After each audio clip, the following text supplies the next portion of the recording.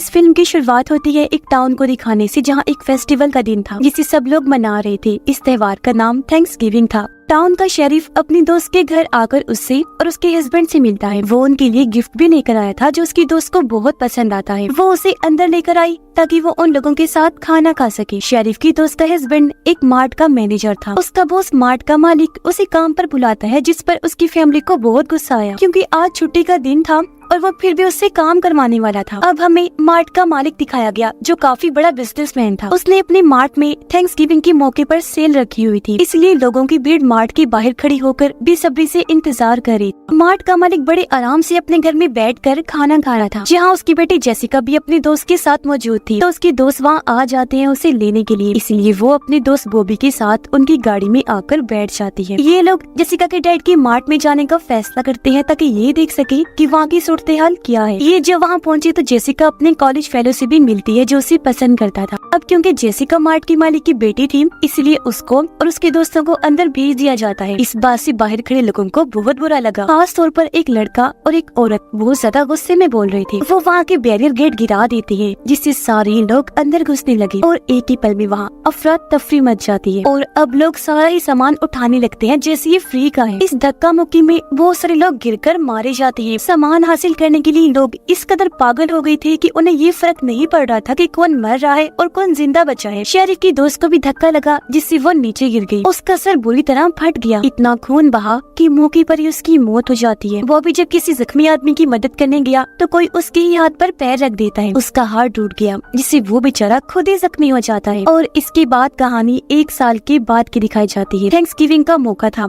सभी लोग काफी डरे हुए थे क्योंकि उन्हें लग रहा था कि जेसिका के डैड फिर से सेल लगाएंगे और पिछले साल की तरह इस साल भी मैसेकर शुरू हो जाएगा, यानी कत्ले आम। चीजों की लालच में आकर लोग मारे जाएंगे। जेसिका की दोस्त ने वीडियो बनाकर उसे इंटरनेट पर डाल दिया था जो काफी ज्यादा मशहूर हो गई थी। पर जेसिका के डैड अभी भी रुकने वाले नहीं थे। वो एक बार फिर मार्ट खोलकर सेल लगाने का फैसला करते हैं ताकि वो और ज्यादा पैसे कमा सके। पर बाकी लोगों की तरह जेसिका भी ये नहीं चाहती थी क्योंकि उसने मार्ट में अपनी आंखों से लोगों को मरते हुए देखा था। और वो औरत जो पिछले साल सेल में सबसे ज्यादा गुस्सा थी, वो अब एक वेट्रेस बन गई थी। जहाँ उसके पास शेरिफ आकर बताते हैं कि इस टाउन में एक नया डेप्यूटी आने वाला है। और अब जब डेप्यूटी यहाँ आए तो वो वहाँ पड़े एक मास्क को देखने लगते हैं। तब वेट्रेस उन्हें बताती है कि ये हमारे टाउन के सबसे पहले गवर्नर का मास्क है जिनका नाम जॉन था। वो बहुत अच्छे इंसान थे, इसलिए सारे लोग उनकी बहुत इज्जत करते हैं। उनकी याद में थैंक्सगिविंग के दिन हर कोई उनका मास्क लगाता है। अब जेसिका जब अपने दोस्तों के साथ थी तो उन सब के पास नोटिफिकेशन आता है। ये जब उसे चेक करती है तो देखते हैं कि उन सबको नोटिफिकेशन जॉन नाम के एक इंसान ने भेजा है और सभी दोस्तों को टैग किया है। उसने एक टेबल की तस्वीर भेजी है जिस पर इन सब का नाम लिखा हुआ था। अब उन्हें लगा कि शायद हमारे साथ कोई मजाक कर रहा है, इसलिए सभी इस चीज को नजरअंदाज कर देते हैं। तभी जेसिका की नजर जब बाहर पड़ी तो वहाँ गवर्नर जॉन का मास्क पहनकर एक आदमी खड़ा हुआ था जो उसे घूर रहा था, लेकिन अगले ही पल वहाँ से गायब हो जाता है। रात को जब वो वेट्रेस स्टोर बंद करने लगी जो उस सेल वाले दिन गुस्से में थी, तो वहाँ जॉन का मास्क देखती है। सोचने लगी कि भला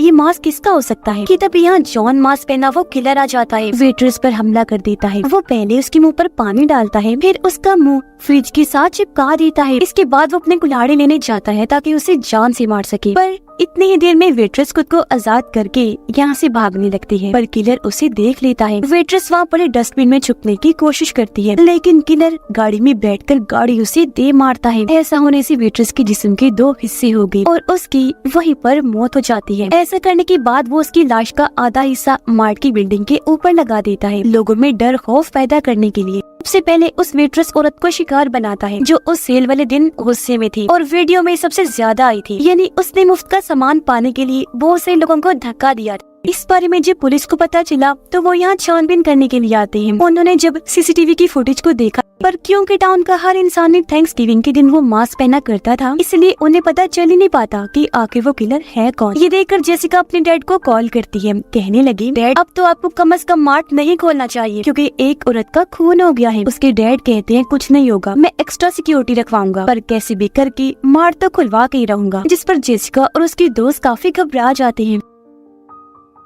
तभी उन्हें एक वेपन्स डीलर मिलता है, कहने लगा कि अगर तुम लोगों को गन्स या कोई और हथियार चाहिए तो मुझसे खरीद सकते हो। अब जेसिका और उसकी दोस्त पुलिस स्टेशन गई। उन्हें बताने लगते हैं कि हमारे हिसाब से किलर उन लोगों को मार रहा है जो पिछले मैसेकर में शामिल थे। इस पर शेरिफ जेसिका को कहता है कि अगर तुम्हें ये लगता है तो उस मैसेकर की वीडियो फुटेज हमें लाकर दो, क्योंकि मैं जानता हूँ कि तुम्हारे डैड के पास वो मौजूद होगी। इससे ये होगा कि हमें पता चल जाएगा कि किसकी जान खतरे में है, तो हम उन लोगों को पहले ही आगाह कर देंगे। इस पर जेसिका उनकी मदद करने को तैयार हो जाती है। वो जब बाहर आई तो उसे बॉबी मिलता है, बताने लगी कि हम सबकी ये जान खतरे में है, इसलिए हम सब लोगों को एक साथ रहना होगा ताकि किलर हम तक ना पहुंच सके। अब रात के वक्त किलर एक गार्ड के घर गया जो उस दिन लोगों की भीड़ देखकर मार्ट से भाग गया था। किलर एक तेज नोकीली तार से उसका सर काट देता है, जिससे उसकी भयानक मौत हो जाती है। फिर वो उसके कटे हुए सर को बैग में रख के अपने साथ ले जाता है। अगले सुबह किलर एक बार फिर सभी दोस्तों को टैग करके उन्हें एक ही पोस्ट भेजता है, जो और कुछ नहीं बल्कि गार्ड का कटा हुआ सर था, जो उसे टेबल पर रखा हुआ था जहाँ इन सब दोस्तों के नाम लिखे हुए थे। इससे सभी लोग बहुत घबरा गए, क्योंकि समझ गए थे कि वो किलर हमें भी मार देगा। पुलिस काफी छानबीन करती है, लेकिन अब भी वो पता नहीं लगवा पाते कि आखिर किलर है कौन। अब जेसिका अपने डैड के लैपटॉप से मैसेकर वाले दिन की वीडियो फुटेज शेरिफ को चोरी चोरी भेज देती है। तब शेरिफ पता लगवाने की कोशिश करने लगता है कि किसकी जान खतरे में है और कौन महफूज है। एक तस्वीर में ये लोग जेसिका के दोस्त को देखते हैं जो उसी मरने वाले गार्ड के गले लगा हुआ था, जो देखकर इन्हें लगने लगता है कि जरूर जेसिका के उस दोस्त की जान को भी खतरा है। और अब वो किलर एक जिम ट्रेनर के पास जाता है जो भी उस दिन वहाँ मौजूद था। जिम ट्रेनर की दोस्त एक चीयर लीडर थी जो उसे अपने पास बुलाती है और जंपिंग पैड पर कूदने लगती है, पर तभी किलर जिम ट्रेनर की गर्दन मोड़ देता है। उसकी नाक से खून आने लगा, वहीं पर उसकी मौत हो जाती है। उसकी दोस्त चीयर लीडर जब कूद रही थी तो किलर नीचे से उसे खंजर मार देता है। उसके जिस्म के 2 हिस्से हो गए। दर्दनाक उसकी भी मौत हो जाती है। इस हादसे के बाद कॉलेज को बंद कर दिया गया, जबकि जेसिका के 2 दोस्तों को कॉलेज में ही रुकने का कहा जाता है। वो दोनों जब अकेली थी तो किलर उन्हें अगवा कर देता है। फिर वो जाता है जेसिका के पास, उसे पकड़ने ही वाला था कि तभी वो यहाँ से भाग जाती है। वो जाकर मेकअप रूम में छुप गई, जिसे किलर हर जगह ढूंढने लगता है। पर जैसे मेकअप रूम के पास आया, जेसिका उसे स्प्रे मारकर यहाँ से भागने लगती है। पुलिस ने जब उसके चिल्लाने की आवाज सुनी तो फौरन आकर उसे बचा लेते हैं और इस तरह किलर जेसिका को नहीं मार पाता। अब जब बॉबी और जेसिका की क्लास फेलो को पता चला कि उस पर किलर ने हमला करने की कोशिश की थी, तो दोनों उससे मिलने आते हैं, पर यहाँ दोनों की हाथापाई हो जाती है। जेसिका उन्हें रोककर कहती है कि तुम दोनों ही मुझसे दूर रहो। जेसिका का एक दोस्त वेपन्स डीलर के पास जाकर उससे एक गन खरीदता है ताकि वो अपनी हिफाजत कर सके। अब जेसिका के दोस्त के घर में किलर घुस जाता है। वो पहले सिक्योरिटी गार्ड को मारता है, लेकिन जब उसके डैड किलर को देखते हैं तो वो उन्हें भी शूट करके मार देता है। सिर्फ जेसिका की दोस्त ही जिंदा बची थी, जिससे उसका दोस्त वीडियो कॉल करता है, पूछने लगा क्या तुम ठीक हो, अब महफूज जगह पर हो ना? जिस पर वो कहती है कि हाँ मैं ठीक हूँ, तुम मेरी फिक्र ना करो। कॉल के दौरान ही पीछे से किलर आकर